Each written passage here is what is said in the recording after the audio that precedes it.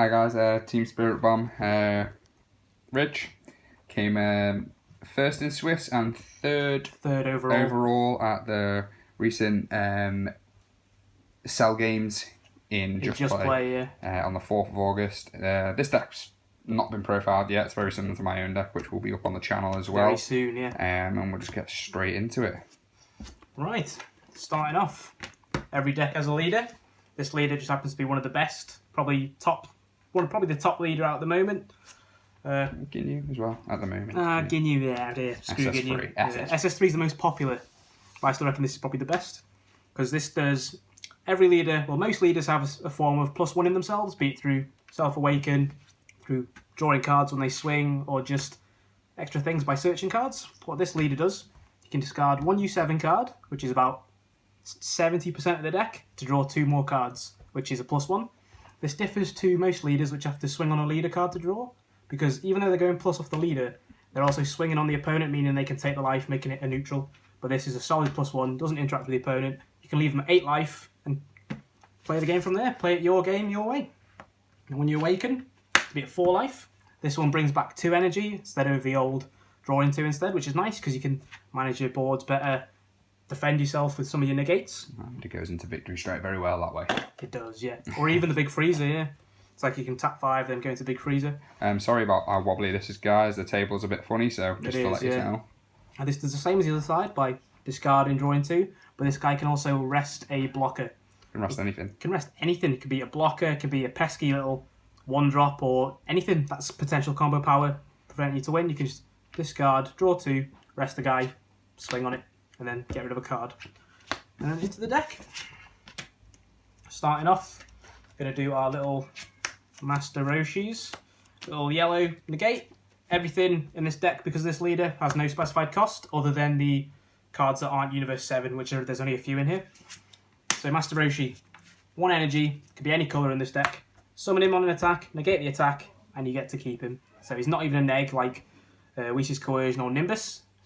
You can just summon him, 5k potential combo power after the summon, meaning he's really nice. And you can always discard him if he's dead and get 2 more cards. Next card, the Gohan.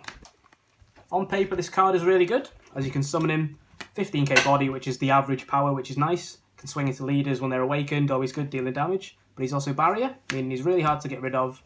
And his ability is you can look at the top 7, find a U7, and play it as long as you pay the energy cost. So you can, if you've got 8 energy, if this guy's been on the board, you can potentially go straight into your main plays, or 1 energy, 3 energy, you can play another one and keep going. But we mainly play it because it's blue, and we need the blue energy for a certain card in this deck. Next is more blue energy, but also your barrier blocker, the Piccolo. This Piccolo is so good, as it's a 3-drop, 15k, which you said is nice, but it also gets up to 20 when you've got 4 energy or more. It's also a barrier blocker, meaning it's really hard to get rid of. Probably one of the best blockers in the game, bar the Explosive Spirit, Goku, the Fearless Pan, and the Apes when they got the big King Vegeta out. But this is on par with the Prince and the Will of Iron, meaning they have to combo to get over it. And it's just really nice to have, really hard to get rid of. And 20k body's always nice on a blocker. Amazing in the mirror. Amazing in the mirror. Next card, the little Diddy 2-drop Frieza. It's yellow energy for some of our negates, and it's a neutral. You summon it, and you can add any Frieza in the bin, be it the big Friezas itself. So if you've previously discarded one last turn, summon it, add a card, +1, discard it off the Frieza, and you've gone +2 instead of just a +1 off your leader. I mean, it's always good. And it's good 5k combo power to have. And yellow. And yellow energy, yeah. Next card, the Cold Hearted Strike Frieza. This is the main play, as it's even though it's a turn 5, if you're on your Awaken turn, you summon it, flip over, get 2 energy, and then you can use it again to EX evolve into the big guy. But with this Frieza, it's a 20k body, dual attack, which is really nice for like clearing up little guys, swinging into apes, meaning they have to swing, or even just pressure on the leader, because you can swing first, put it back in active, then evolve into the big guy first. But on summon, this is where it gets really nutty. You summon him, 5 energy, then you discard another U7 card. It can be any of these, it can be itself. If you've got one in hand, discard it, and you can pick 2 blockers, ignoring barrier, so it could be 2 Piccolos, Fearless Pans, it could be any of the apes with the King Vegeta. Any cards, to be honest. Just blockers are good. Any card, as long as it's in the battle area and a battle card, and just rest them. and then they don't become active in their charge phase at all. So if they've got some apes, they stay there for the turn. You feel free to like swing on them. Fearless Pan, you can get rid of it. Just do whatever you want. And he's a nutty card to have, and he can save you from games as the cards don't come in back in active mode. And it's more yellow energy. And the next guy, the big EX Evolve. This is one of the variations from my deck to Jason's, as he only played 3, but I played 4 of these. This guy is a 30k body, triple strike, meaning he is huge and such a massive threat. Once you play him, you can play him for 1 energy and discarding 1 U7 card on top of this Frieza. So you can have swung first, you can rest some guys first, then summon this guy. And once this guy's out, as soon as he hits the board, his permanent activates, where any non-keyword or permanent that activates, because permanents don't activate, they have to crit themselves by taking a life and sending it to the bin to activate, well, to resolve that effect. So say if you summon this guy and then they crush a ball you, they'll come out rested, they crit themselves, or if they want to swing with their leader while it's out, they lose a life. The main way people tried to get rid of this was with Shugesh and Explosive Spirit. So if you swing with it and they're at 3 life because you're going for game, they go Shugesh, they lose 1 life, put them to 2, and then they summon the Explosive Spirit, attempt to activate, they'll go down to 1 life, meaning there was no point comboing at all because there'll just be 1 more attack from anything to win. I mean, it's such a big guy, and it's so hard to get rid of as well in the mirror match as well, because everything's combo based. Such a huge body. There we go, that's that Frieza. And he only works with the yellow leader as well. So if you try and play him in the Goku, he won't have his auto, but it'll still be triple strike, which is nice. But the next, no, won't have his permanent. Won't have his permanent, yeah. Permanent. And the next engine to start off with is the Ready to Fight. This guy, he's your margin boo of the deck, your 1-drop plus. So you go summon, look at the top 3, add any U7, could be any of these, can be another one of himself, or it can be some of the future cards I'm going to show you now. But you summon him, top 3, add a card, which is always nice, and then he's combo power to have as well. There we are, and he's blue energy, which is important for some of our future cards. The next card, and one of the cards you want to make sure you have, is the full power Goku. It's really good against the slow play because it's self-awaken, and it's a 25 body double strike, which is always nice, meaning they have to use a super combo in another card just to stop it. But on summon, the auto is you pay the 5, summon him, and then you can put 1 energy back, meaning you only use 4 energy, and you draw a card as well, meaning he pays for himself, and you get 3 energy back. And then this guy, his activate main is, when he's on board, you can take 2 life, and this card gains 10k. And that 10k can be passed on when you EX evolve up the stages towards a victory strike, and they can really come in handy, making it hard for your opponent to out-combo. And obviously, if you summon him for 4, because of his auto, take your life, so you go from 5 to 3, you can then awaken, get 2 more back, and then discard again, plus in on this side and on this side, rest in a guy, 2 energy, so you've only essentially paid this for 2, and it'll have 35k, which is always nice to have. And then it's yellow energy as well, which is always nice. The next one, which is the next up in the stage, is the Hope for Universe 7. I played 4 of these, whereas Jason only played 3, but I preferred having more discard outlets to go plus and for speed. This guy, you can only play over the full power Goku. This is the only way you can EX evolve him, but you can always hard cast him if you have enough energy. So you pay 1 of the energy that you brought back with his ability or with Awakening, or any spare energy. So you pay 1, and then this guy, when he EX evolves, you have to discard 2 Universe 7s. So it could be any of these, or himself, and you summon him. And then when this guy comes out, he's 35k initially, but he'll keep any power underneath. So if you've done this once, he'll become a 45k, which is absolutely massive. And he's triple attack critical.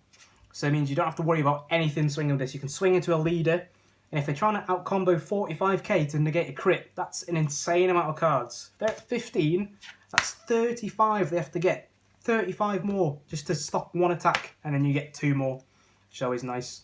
But in future, this card will become even better with the new green Goku out of the Ultimate Box. As with a green leader, even though ours is yellow, every time this guy swings, he can remove a card on the board, or make your opponent discard 1 card, and swing in 3 times. A -3 on a card that can be 45k is absolutely insane. And you don't get any advantage from the critical either. You don't get anything from the attacks because it's a crit. So you could swing twice, on the last attack, do it again.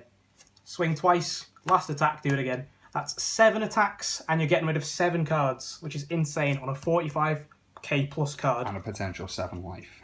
And a potential 7 life that they're not getting in anything for. It is absolutely insane. And then the next card, which is the one-up from the Hope of Universe 7, is the Victory Strike. The man himself. Now this guy is super nutty, because as I said before with this leader, you do not want to be swinging into their leader, giving them advantage, as you just want to be staying there, building your board presence, summoning guys, searching for this and your Frieza. As soon as this hits the board, and you've gotten rid of all their blockers, because this guy, his permanent is his attack and all, like, his skill box cannot be negated. Meaning, on summon, they can't bloodlust him. When you swing, they can't fly and nimbus him. So his attack's going to go through. And like I said before, any attack gained from this guy, because this guy has been under this guy, will transfer through the stages to him. So if you've done this twice, you become a 65k guy that needs to land one hit and they're dead. And if you haven't been swinging with anything, they're going to be at 8 life unless they're self-awakening. So they're not even going to be able to use super combos. 65k, really hard to stop. Dead straight away. I won 3 of my games with this, with my opponent still at 8 life. And they didn't even know what to do, because it is insanely good. The only way to stop this is with, say, with like Crusher Balls or with Piccolos, because they can't be rested. And Mafuba as well, no? And Mafuba, because Mafuba plays on top, removing the card from the game, also ending the battle. Like how Explosive Spirit pops the card and the battle ends because it's been removed from the field. There we are. So the Victory Strike there. The next guy we play is the Super Combo. You play 4 of them in every deck. The Backbone of Universe 7 Goku. The one reason this guy is so good is because even if you have... Because this guy activates at 5 life, meaning if they try and leave you at 5 to double strike you or even triple strike you down, you can still play it, meaning it stops their plays. The amount of people who left me at 5, hoping to double strike me to 3, was insane, because they didn't know that this was a 5, so they said, I'll leave it 5, I'll go with my Overseeing Times, my Scientist Foos, and I just play this, and then combo out of it, draw a card. But unlike most super combos which are dead before you hit 4 life, you can always discard this for 2 more cards. I mean, it's always useful. It's always a 1 in it. Always. And then the last battle card I play, which is different to Jason's, is a Scientist Foo. Jason plays the Big Mass Saiyan, why I prefer this, as it is 25k double strike, meaning it can help you go for game, and it's so good. And it even makes you go +2, meaning you can dig for everything. You can dig for this, you can dig for all your pieces, you can dig for Roshis, super combos, and just make sure you win, which is always good because I always prefer the speed over control. There we are, there's those 3. Next is the extra cards. Obviously in U7 you want to play 4 rep, the 1-drop top 7 searcher, similar to Goku, but it's the top 7. But you don't get a body out of this, which means you get like through the 7 you can add anything on here. But then with this you get the 5k combo as well, just in case, even though it's top 3 only. And then the next cards we play, the 4 objection, probably the card that makes this deck super viable right now, makes all your main plays turn 4, makes going into this turn 4, makes going into this turn 5. I mean, you can pull these off against any deck before they've hit their peak. Because say with Ginyu, they're going to be going Awakening, do that 4 times because you're not going to be swinging. So turn 4, they've done it the 4th time, you'll have this out already, or wait another turn, you'll have this out. Meaning they have to work with 4 life with this guy. Incredibly hard and easy to win. And it's not even a negate because you're going plus with this. And the last card, Flying Nimbus. That's why we need the yellow energy. And it saves you from everything. If they've got a massive board of apes or if they've just swarmed you with veggies, you just go, say no to that. You've got 1 more attack, and then if you even block their leader, they've only got 1 more attack with their battle cards. So you can just do whatever you want, block it with a Piccolo, combo out of it, and that's that. That's the main deck. Sort of aim of the deck is survive until you can summon a big guy and then you win. Yes, kill or be killed with this deck. And you can kill very, very easily. So, that's the main deck. Moving on. We have our side decks.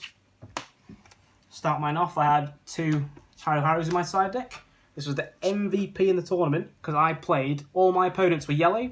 I played 2 Ginyu players, well I played 3 Ginyu players and my team member Jason. So game 1 I had a bye, game 2 Jason. This did so much. I summoned this twice against him 2 games. Every Ginyu player I summoned this every game. Got me my energy back, so I could have summoned a Scientist Fu going +2, summon the Haru, get all my energy back, get a crit guy, double strike, and then I can keep furthering my plays. It's just insane. And if they want to waste an energy bloodlust in this, they can do that. That's completely fine. Or if they want to crush a ball it, it's completely fine. Because as soon as your opponent sees this and you get 4 energy back, it completely changes the way they're thinking. Thinking, oh wait, I've got to block another attack that I don't even go plus of. There's 2 Harus, and then 2 Beerus.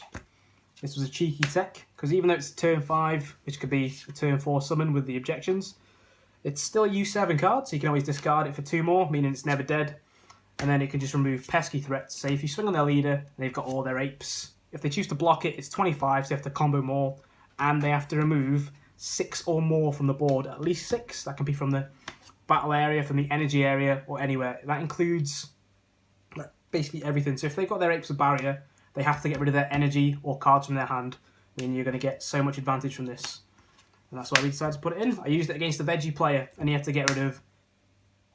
He got rid of 3 of his cabbers, because he had nothing else, so he lost all of his momentum, put him back by 3 turns, which was insane. Next card is Bergame, another sort of techie card. These 6 cards me and Jason all played, because they're super good. I talked to each other before we took their side deck. We said these were probably the best cards. This guy, even though he's 4 blue energy, it's not hard to get because of all the blues that we've seen. And even if you have another one, 3 you can just specified, charge it. isn't he? 3 specified blue, which is big, but the amount of energy you can have, because you can just charge your objections as well for even more blue, which is nice.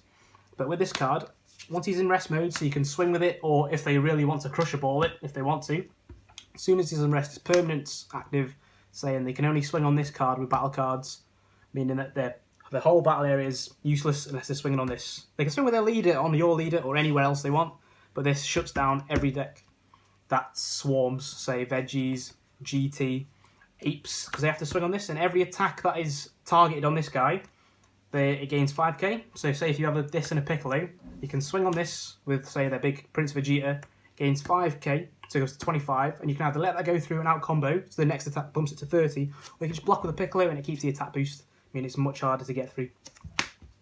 I never sided it in because I didn't feel the need to, but it was always there just in case. Next, another blocker, Yajirobe, little dirty guy himself with his little beard. Look at him, Yajirobe Senzu. This guy, you can summon him basically for 1 blue energy and another card, which isn't too hard. Summon him, you can summon him turn 3, you can summon him turn 2, and then it's just there for your opponent because they always have to fear the revenge unless they can get rid of him. Which means, say, if they want to mass say in this guy, it means they can't potentially mass say in other stuff. Or if they want to pop it with their cell leader, they've got -1. If they want to pop it with Kales, It has to be a 4-drop mass say as well. Not it has to be the 4-drop, not the 5-drop, because he is a blocker, which is not many nutty. people are playing that 4-drop one. Exactly, yeah. And he's always there just to have, I mean, especially against Victory Strike or even the big Frieza, as blocker and revenge do not make you lose a life. So if they swing, just go dead, and you've got rid of their main play. Puts them back so much. And it's so cheap to use as well. Still one of the top side deck cards. And the next one, it's an extra deck card, well, extra card, is Mafuba.